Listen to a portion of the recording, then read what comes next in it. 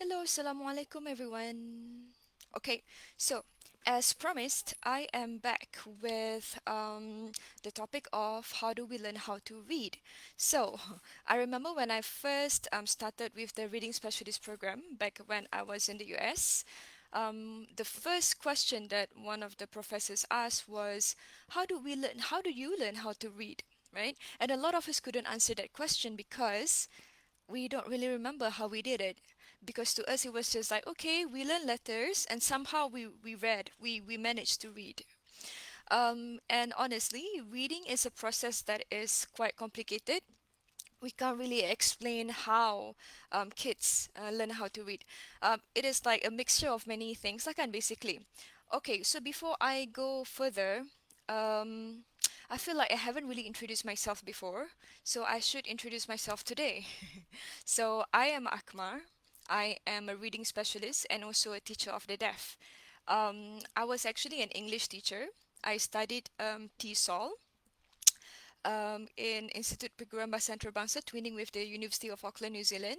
And then after I graduated, I taught English in Sempurna in a secondary school for 4 years. I have always wanted to do masters in deaf education. I honestly do not know why. Ever since I was in undergrad, I had wanted to learn about deaf education and in fact blind as well, how to teach the blind as well. I think maybe it's because with deaf and blind, it is not a cognitive disability, meaning to say there is so much more that we can do that we haven't done yet. There's so much potential that we can tap, but we have this like misunderstanding that all disabilities are kind of like, a compromise in terms of like potential in, especially in terms of learning, which I think is wrong. So I did, after 4 years, I did my master's in deaf education and also reading specialist. It was a dual program in Teachers College, Columbia University, New York. And I also studied for the teaching certification. So in the US, if you were to practice as a doctor, as a teacher, as a lawyer, you will need license, right? Or so I took exams for the teaching certification and I got two. As a teacher of the deaf and also as a reading specialist. So, my licenses have not expired yet until about 2022. So, yeah. Right, so yesterday we talked about whether we should read only books that are at our children's level. And actually, I have some additional notes that I want to mention today about my live session yesterday. So, I was saying that we shouldn't read only books that are at our children's level, right? We should read books that are at higher level because we want to promote the development of vocabulary. Some additional notes is, graded readers, books like Bacalah Anakku or the Oxford Graded Reader Series, Cambridge Longman. So those books are written at levels from beginners, intermediate until advanced. So those books are good. It can be used for the child to practice reading, but it shouldn't be the introduction to literature. It shouldn't be culture, you know? Um, Maybe those books should be read only like 10 minutes a day daily, but not more than that, because the language in those books, I'm talking especially about the beginner level ones, the language is not natural. For example, this is Peter, this is Jane. We don't really talk like that, right, normally. And also the vocab is limited, obviously, because at that level, children can't really read a lot of words. That's why the vocab is limited. And honestly, it's boring. So, what I mean to say is that boleh je baca graded readers, but it should be a practice. It shouldn't be like, this is what books are. Because I've seen children who are very stressed when they need to read those books because they feel like they have to perform and they know they're going to make mistakes, and then when they make mistakes, teachers and parents are not going to be happy, so they feel very pressured. So please read more to our children, spend more time reading to them, reading with them, because we want to instill in children the love of reading. Reading is fun. Reading is a tool for us to get to know a lot of things, not just about, facts, but also stories to live, I would say, vicariously through the characters, because we only have one life, right? But with reading, we get to live many lives. So, yes. Yep. So that's my additional notes for yesterday's live. So now I'm gonna move on to today's live.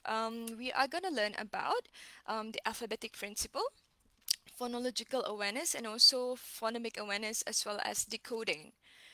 Right. So I am going to start with. Oh, hari ni kita macam buat kelas.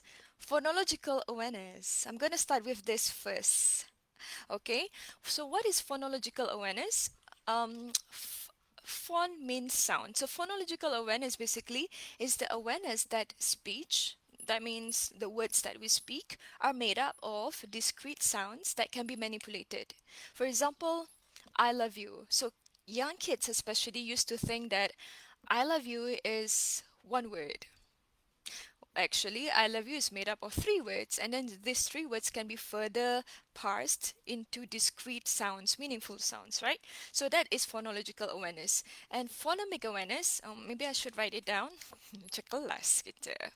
Okay, so phonemic awareness is more specific than phonological awareness. Phonemic awareness refers to, so phoneme means the smallest unit of sound, right? So for example, the word cat, cat is one word, but it's made up of three sounds.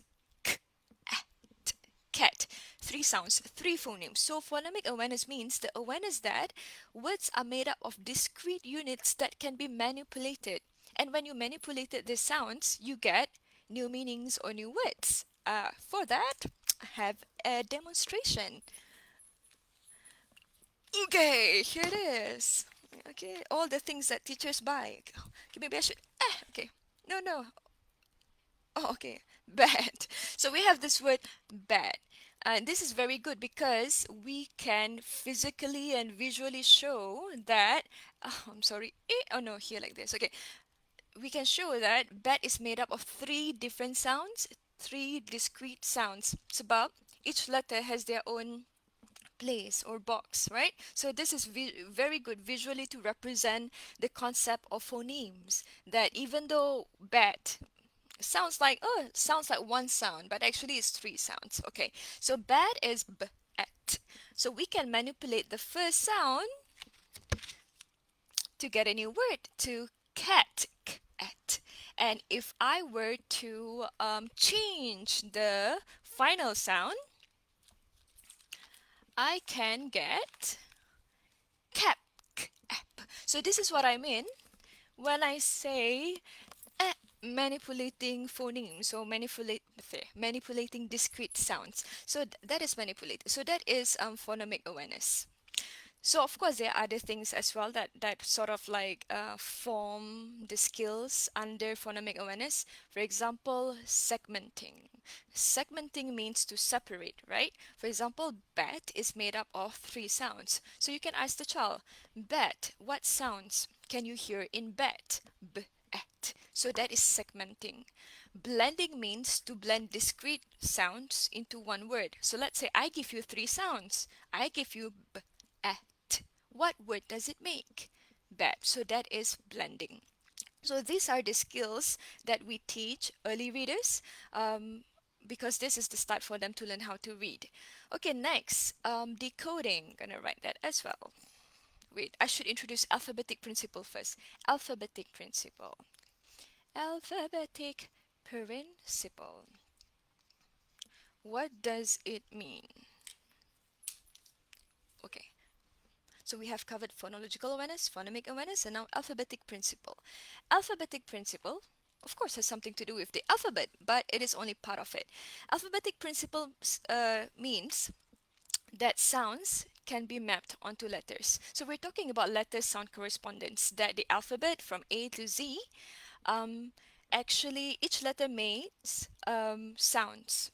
Um, some words, sorry, some letters make one sound. For example, b, There's only one sound. Sorry, B makes only one sound, B.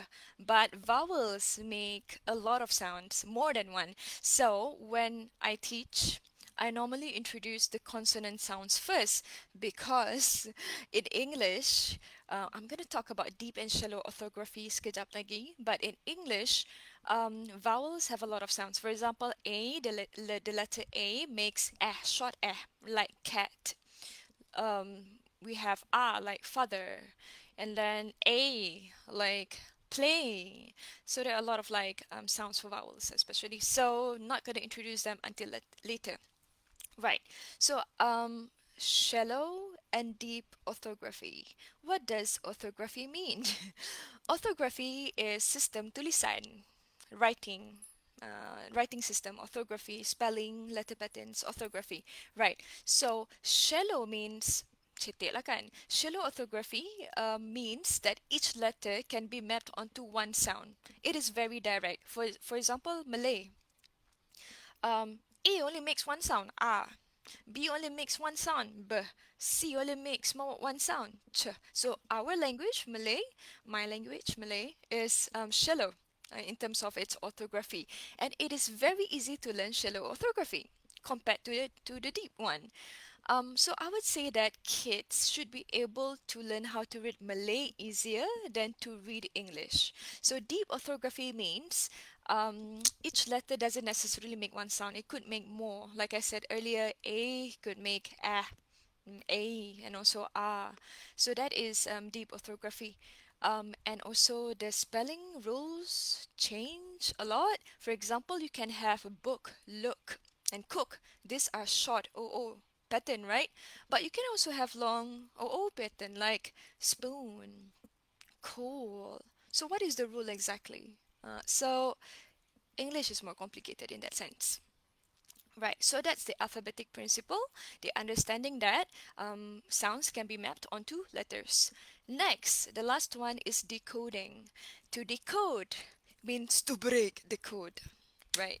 So we adults at our stage, we no longer decode because um, so the process, the sequence is like first we learn how to decode, and then, because we have met the words many times, it becomes our sight words. Sight words have two definitions. One is, uh, sebab dah selalu sangat tengok, we no longer have to eja, we no longer have to spell it. We already know how to read the word. So it becomes our sight word. That means, nampak je, oh, I can read this word. Another definition of sight words that we use is words that cannot really be decoded, like have. Sebab HAVE kan, have is an exception in terms of its pronunciation. We say gave, uh, kan, that's a long A sebab ada E dekat belakang. Tapi have is an exception because it's a short sound. So words like have, is, should be sight words. That means we don't teach kids how to decode these words, but because they made it because those are high frequency words, they should be able to read it by sight. Okay, next. After that, it becomes automatized. So at our level, a lot of words are automatized. We don't even decode, we just read, right? So decoding is the first step, definitely. So decoding means to use the letter sound correspondence, meaning to say each letter has represents a sound or more than one sound, in order to recognize words. For example, I'm gonna give you a word. Y-A-T, yat. We're able to read this word because we decode. Oh, Y makes the Y sound, A makes the sound, and T makes the T makes the T sound. Maybe I should write. I'm gonna write it here. Okay, Y-A-T, yat, yet. We can read it. We decode it, right? We decode it. So that's what it means to decode. Kita eja and then kita baca. That is decode. Yeah. So we decode, especially for kalau adults lah, we decode when we are not familiar with the spelling and are not familiar with the pronunciation of the words. Okay, now let's talk a little bit about the difference between first language English, first language English as first language users, and also English as second language users. Our kids are ESL, English as second language. So when I was in the US, I was teaching for 1 year. Um, at that time, I kind of understood why ESL is different than learning English as first language, because before that I didn't understand why do we have ESL, like how is ESL different than actually teaching English to native speakers. But when I was in the US, I understood. The reason is because with native users, they already have a certain amount of vocab for words because they speak in English, right? So when they start to read and write, those words are already there. They already know the sound of the words. For example, they already know the word cat. So it's just a matter of teaching them how to spell cat and how to recognize the word cat in writing. But with ESL, some of our students might not even know what is cat. So with native speakers, they would be able to check uh, CAT at cat or cat. That's what my students' expression when I teach them, when I taught them some words. Cat. Oh yeah, I know this word cat. But with our our students, ESL students, they might be like at at cat. Muka blur lagi. Apa itu? Yes. So that is the challenge when we talk about ESL or apa tu students who learn English as a second language. Right. So I guess I have covered everything. If you have any questions, you can just drop them in the comment section. I will respond to them as soon as I can, inshallah. All right, so thank you for watching my live, and I hope it is beneficial. The reason why I introduced all these terms is because as a reading specialist, and in fact, even as a teacher, especially teachers who teach younger kids, we use these terms a lot among us, and I feel it would be helpful for parents to know about it as well. And from in my next live sessions, I will be talking and using about these words a lot because a lot of the strategies or skills that we use as teachers has a lot to do with the alphabetic principle. Why do we teach things a certain way? Because it goes back to this principle, the alphabetic principle. And we want to develop phonological awareness, phonemic awareness in our children. Why? Oh, I thought I wanted to end it here, but I think I should mention this. Back to the question, how did we learn how to read? This is interesting. During my time, at least, we learn English apa tu using whole word, the method, whole word method. We didn't really sound out phonemes, remember? We didn't do k at cat. I never learned about these discrete sounds when I was learning English as a child. I only learned this because I took TESOL and then reading specialist. Yes. So it was whole word, meaning to say, kita hafal sajalah ejaan itu. Hafal saja ejaan itu, and somehow, okay, that is how it sounds like. CAT is cat. We never say cat, right? But I think we were lucky because, especially for Mila, because my first language is Malay. So Malay is a shallow orthography, and we learn syllabically. We didn't learn phonemically. For example, kita tak kata buku. We spell it bu bu ku ku buku. So it's syllabic. It's still phonemic, even though not phoneme, tapi still lah kan, using that principle lah, phonemic awareness semua. And we sort of like use this framework to read Malay, to learn how to read English. So that's why our pronunciation errors sounds Malay. So I noticed this a lot, especially when I was a teacher. The English word, I still remember my sister told me a story when she was in primary school. They were reading a passage and ada perkataan Peter, the name Peter, and then her friend read it as pete. Sebab he followed the rule of reading Malay, right? But at least dia ada apa tu? A language system that can be an anchor to learn a second language. Ini second language acquisition theory pula. But anyway, what I mean to say is that first language is very important because we apa tu? We learn other languages by anchoring our knowledge on our first language, even though they have different rules. Yeah, and also, oh yeah, we used to learn whole apa tu whole word, but now research, a lot of research has been done, and the science says that the most effective way to teach reading is by using the phonics method. That means a method in which we teach about, letter and sound correspondence. So it has been proven that this is the most effective method to teach kids how to read. Some kids just pick up. Some kids just pick up. You do not have to teach like all the single sound that each letter makes. But a lot of kids don't. So do not take it for granted. Teach phonics. All right, so I'm just gonna look at the comments. Which works better for you, phonics or whole word approach? I think as a child, I didn't have a choice at that time because kita, whatever that our teachers taught us, itulah yang kita lakukan. So we just happened to pick up, and also because we had our first language and we used the rule of our first language yang shallow orthography to learn English. We made mistakes, right? But we learned along the way, we became better. But like I said earlier, science has proven that phonics is the most effective approach for kids. Some kids, of course, pick up, but a lot of kids don't. So the normal thing is to teach phonics. Okay, so I should end it here. Thank you so much, everyone. Like I said earlier, please drop in apa tu, if you have questions ke, or if you have any responses or comments, please share with us. Inshallah, I'm gonna see you again next week, not this weekend. Not this weekend. So please have a good weekend, everyone. Assalamualaikum. Have a good day.